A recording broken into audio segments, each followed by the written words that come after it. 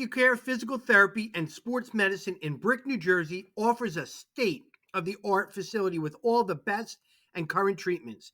With athletic trainers, massage therapists, and doctors of physical therapy, Accucare has everything you need to stay healthy and perform at the highest level. Cupping, stretching, laser therapy, compression boots, and a full-body cryo chamber are just some of what you can expect at Accucare. Check out their website and social media links in my bio. No prescription is needed to see them. So call them today and start feeling and performing at your best. Again, thank you to Accucare for sponsoring the Shore Football Report.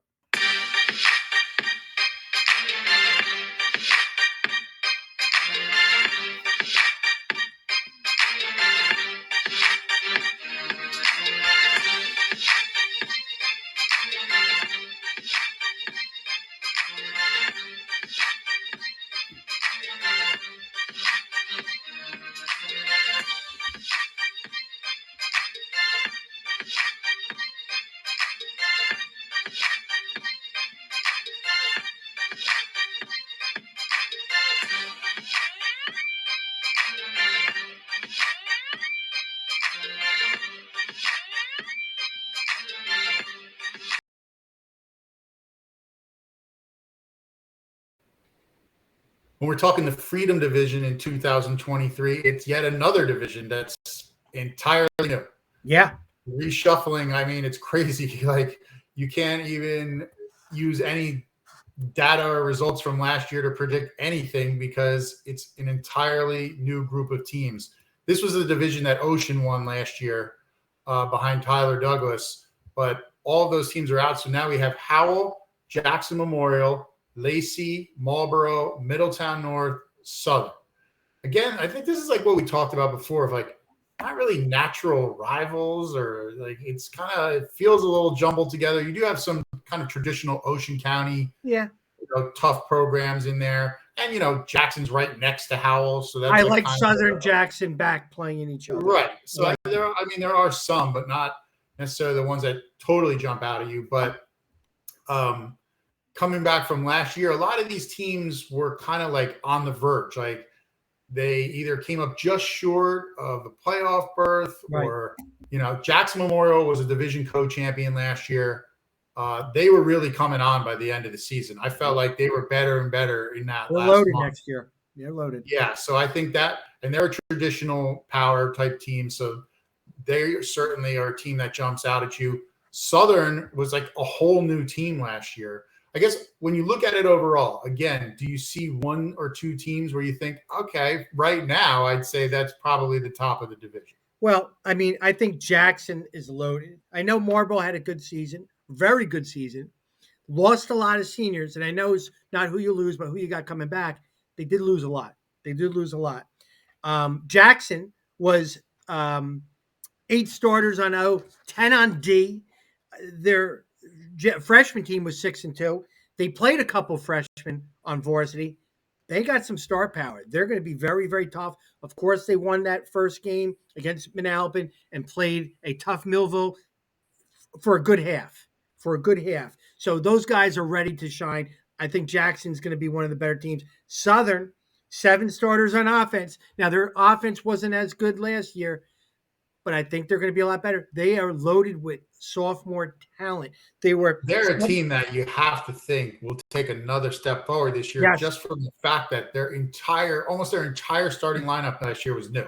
Yeah, so they were 5 all and those 3. guys and they surprised some people. They beat Long Branch. Like they made it further. Had maybe a little bit of a better season than people thought, just because they were all new. And they made the playoffs. Yeah, and they were a playoff team. So. But they were young, Scott. They were 5-3 in JV and 7-1 as freshmen, and their sophomore team. They have a lot of guys they're excited about. Talking to Chuck the other day, and I think Southern's going to get to that next level too. Not just make the playoffs; they want to win in the playoffs.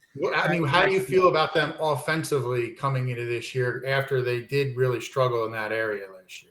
Well, I didn't talk schematics and all that stuff, but I do know he loves his players. They're working hard. He's got a lot of guys back. He had a lot of fringe guys that are ready to get to the next level. So it's nice to hear a veteran coach like Chuck Donahue being excited. Now, Lou Versillo at Lacey, he's got a chip on his shoulder because he wants to make sure that Lacey doesn't fall to certain points. They made the playoffs last year too. They won some games at the end, surprised people. Injuries was big for them, but Nick Martins is one of those names out there that he's a dual threat quarterback, but also as an outside linebacker. And that's a tough mix to do, but he's a special type of kid right there. But Howell has got dudes back. Yeah, their roster last year I thought was really good. Like some of the better individual guys I saw in person were on Howell. So that team has the ingredients, I think, to be a real contender. They kind of fell off at the end of the year. They did. You know, I thought they had some nice wins, and then they kind of like lost some steam there against better teams. They did, but Declan Flaherty is a kid that really didn't play a lot. It was from I know he was sick or injured.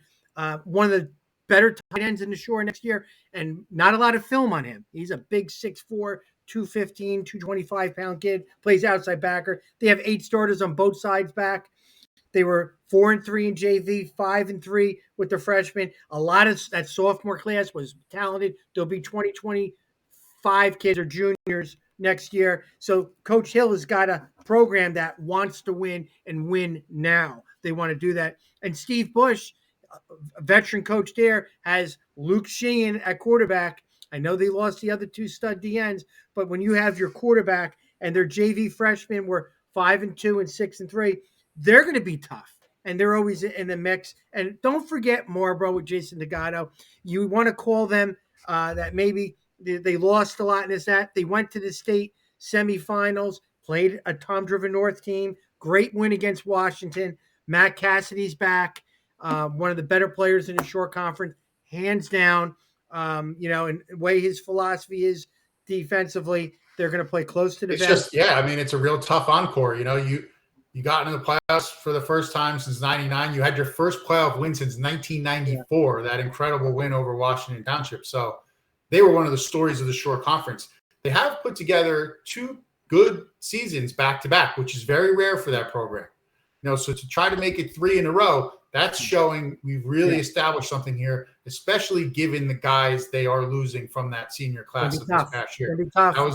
That was, I mean, some of the absolute core guys of their team, great 2-way guys that were like 3-year, 4-year starters. So that's hard to. Marlboro traditionally has not shown they can replace guys like that. So I think they're going to have really something to prove to show that this wasn't one class of guys that came through as juniors and seniors and we had a good year and then we go back to being, 2 or 3 wins. I think they want to show like we've established something here. You can expect us to be in the mix every single year, but they're going to have something to prove in that regard. And yeah, you mentioned Lacey. It just, you never feel like that program's got to be down for that long, right? It's rare that it feels like Lacey hasn't really been a contender for a couple of years, because that's their whole history under Coach Versillo. They're always usually a division title threat, a state sectional title threat. They've kind of been in that next tier behind those teams the last couple of years. So I'm interested to see if they can kind of make a push into that group with Jackson and Southern. And it's interesting looking at the schedule. If it does come down to Jackson and Southern, that's their last regular season game in October. Yeah. So that could be potentially for a championship right there before the state playoffs begin, which would be exciting. I know all these other teams want to make sure that's not the case. But yeah, I think this to me in a way is almost like the Battle of Ocean County a little bit. You do have Marlboro and Middletown North and Howell in there. Yeah. But the question is, do they have enough to overtake? I mean, Jackson did lose, some key skill guys. Their quarterback graduated. So but you're right. A lot of their playmakers. D'Alessandro and Jaden Hernandez were the 2 they're top. all back. I mean, they're back. You got. I just like the guys they got back. I just. And whenever Jackson Memorial has an experienced line, whenever they're good up front on both sides, experience, they're almost always like a championship level playoff threat. So I think that's when they have their line dialed in, that's when they're really, really good. I think that if Southern can make a jump offensively, they're right there. Howell, to me, is just more consistency. I thought they looked great some weeks, and then other weeks they just couldn't They'll put it do it. together. They'll do it this year. But I love, as a media guy, when I'm talking to these coaches in this division, and like I saw Chuck. I was with him a week and a half ago, and seeing in his eyes how excited he was of the kids coming back. Right there, you're like, all right, I know they're going to be good. Talking with Mistretta and hearing his volume go up and down and getting excited about his players, they're going to be very, very good. And I think with some teams, like with Middletown North, to me, is can an individual guy, Sheehan, take that big leap? Can he be a Tyler Douglas-ish player that sort of puts the team on his back, puts up crazy numbers, and keeps them in a lot of games? Yeah, not as a dual threat. Yeah. But I'm just saying, as far as like a lot of responsibility on him, and he's able to deliver. And you're right, their defense, I mean, they lost some of the best players in the short conference from their defensive line. Without a doubt. So that definitely hurts. They got Borneo, they got Soto, they got, like I said, the JV was 5-2, the freshman 6-2, and Coach Bush is a veteran coach. They're gonna be tough out. They're gonna be real tough, playoff type of team. It's quality football here, but yeah, is Howell going to step up and get to that next level? Not just 500 now. They can do it. They got the guys. They got the numbers. They got Maloney at wide receiver, who's one of the most productive wide receivers out there. They got star power. There's some. They play Jackson in their fourth game. So if they can get by, some tough games with, Middletown, North, and Marlboro inside the division, they could set that up to be a big game. And again, that's two neighboring towns. That's a great rivalry. So you're right. I think there's probably, on paper, you look at Jackson, to me would probably be the team I would say right now, if I had to pick a favorite, which again, we don't know anything because it's so far away. That's the team I would pick, but it's not a situation where it's like, Toms River North last year, where they're just so much better than everyone else in the division.